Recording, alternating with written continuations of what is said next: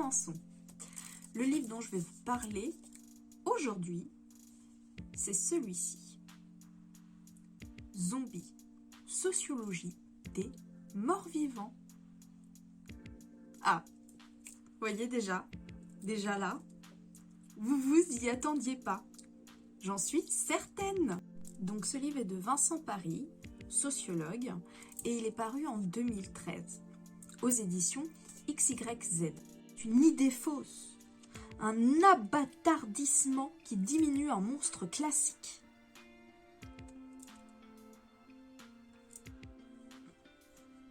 D'accord. Bonjour à tous. Si vous êtes sur cette chaîne YouTube, déjà bravo, parce que même moi, j'aurais vraiment pas parié ma veste là-dessus, hein, je vous le dis. C'est ma première vidéo. Et voilà. Et voilà, c'est tout. Donc ici, en fait, ce qu'on va faire, c'est qu'on va essayer de faire des petites vidéos, ça pidera pas.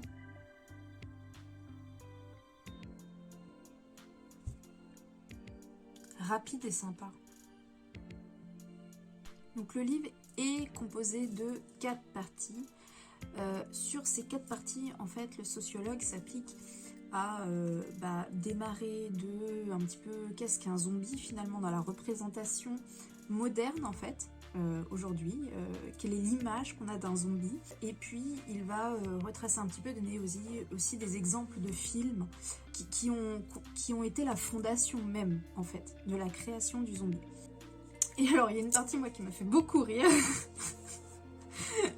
parce qu'il y a eu un remake en fait du film Shaun of the Dead.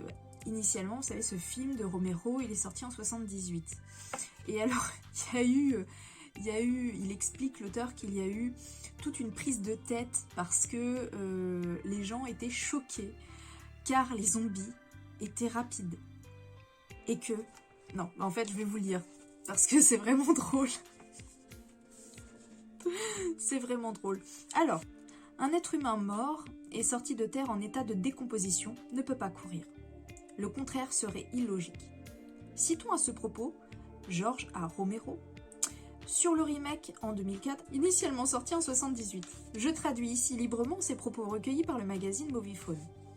Ils ne peuvent pas courir. C'est une autre chose sur laquelle j'insiste. Pour ce qui est de 28 jours plus tard, je peux pardonner parce qu'ils ne sont pas morts. Ils ont été infectés par une sorte de virus. Ils sont toujours humains, ils peuvent donc se déplacer rapidement. Mais pour ce qui est du remake de Dawn of the Dead, Chris, qu'est-ce qu'ils ont fait? Aussitôt relevés d'entre les morts, ils ont obtenu un abonnement au gym. Dans un article publié en 2008 dans le journal britannique The Guardian, Simon Pegg, co-auteur du film Shaun of the Dead et acteur dans le rôle principal, prône un retour à ce qu'il appelle les valeurs traditionnelles zombies.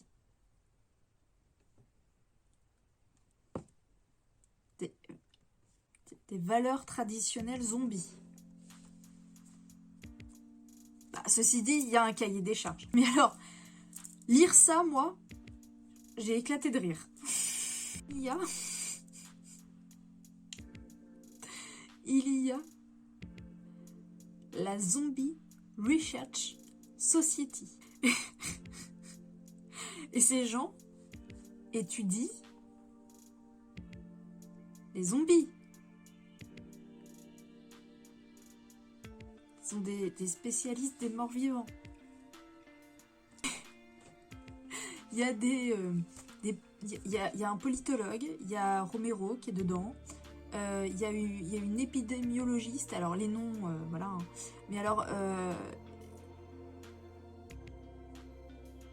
Et en fait, les gars, ils sont là et ils disent non mais nous, on est là parce qu'on étudie, on sait, on est prêt, on saura repérer si un jour vraiment il y a des zombies et voilà. Et nous, notre rôle, c'est vraiment de faire de la prévention, quoi. Il y a des neurologues aussi, des biologistes.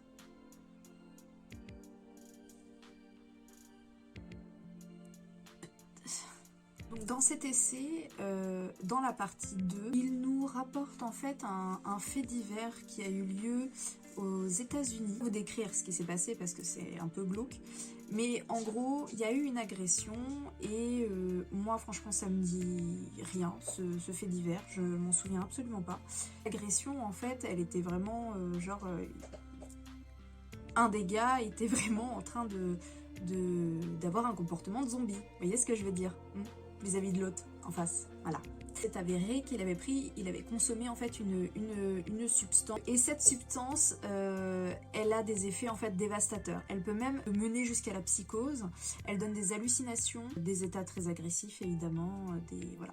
Et en fait, de ce fait divers-là, en 2012, il y a eu un raz-de-marée évidemment de d'autres faits divers qui se sont rapportés un petit peu partout dans le monde. Il explique que du coup, et du fait de ce phénomène, en fait, les médias ont tendance après à utiliser forcément des titres un petit peu putaclic. Il avoue lui-même que la terminologie utilisée pour ce roman-là, c'est exactement le même, enfin pour ce roman, pardon, pour ce livre, cet essai, c'est exactement le même système. De nos jours, en fait, les termes comme zombie, cannibale, ce sont des mots du coup très vendeurs, très punchés et qui ont tendance en fait à faire appel à notre imaginaire, à la pop culture, à nos représentations. Ça nous fascine quoi, donc on va forcément aller lire. Il nous explique donc que ces termes-là, sociologiquement, sont complètement inadéquats. Zombie, c'est un mort vivant infecté par un virus en fait, et qu'on ne peut pas accuser un zombie de psychose. Qu'on ne mènera jamais concrètement un zombie, voire un psychiatre, puisque sinon le psychiatre va se transformer en zombie, d'accord.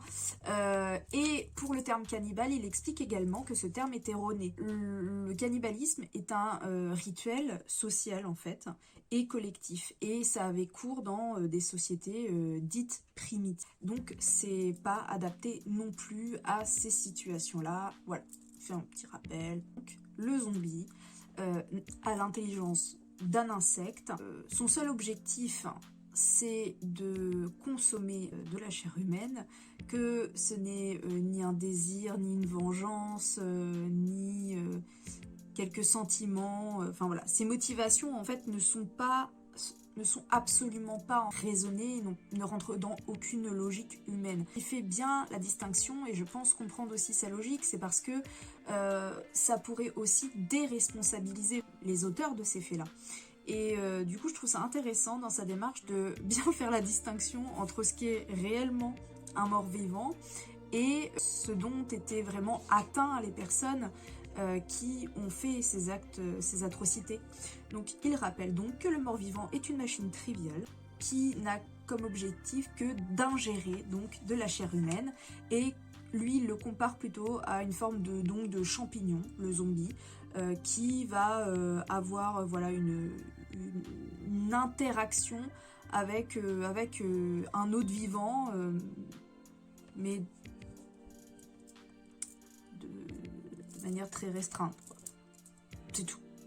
Pour les personnes qui participent aux marches zombies, il y a une petite partie de ce chapitre-là qui est là-dessus, justement sur d'où ça vient, quel est l'objectif de ces marches-là. Concernant ces marches, il nous explique également les analystes et commentateurs de ces marches en fait, et qui s'inscrivent en fait dans le post-moderne, ce qu'ils ont observé depuis le XXe siècle, c'est-à-dire en fait une perte de repères.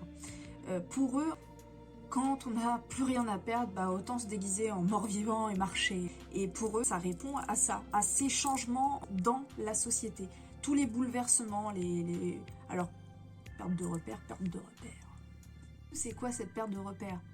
C'est d'un côté les promesses non tenues par le marxisme, et puis de l'autre côté, le libéralisme en fait. Parce que les deux ont été testés, et puis ma foi, les deux, c'était pas terrible, quoi. Et du coup, qu'est-ce qu'on fait ? Puis, on se déguise et on marche. Donc ça, évidemment, c'est l'avis d'une partie des postmodernistes.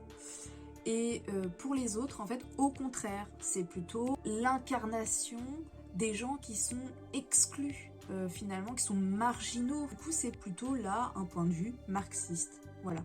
Et les gens qui participent à ces marches zombies, après ces recherches, eh ben, ça serait du coup plutôt ceux qui sont investis politiquement. T'es pas d'accord, Bovary? D'après Samuel Archibald, qui est professeur de littérature, le zombie, il incarne complètement ce prolétaire parce que c'est l'humain que l'on force à travailler, en fait, même au-delà de la mort. Ça vous rappelle rien? Cependant, l'auteur explique très bien cette théorie-là de représentation du prolétariat par ces zombies et ces marches zombies, ça tient pas la route. Puisque un zombie, encore une fois, n'a pas de conscience. Voilà. Et que c'est pratiquement même une insulte de comparer les prolétaires aux zombies.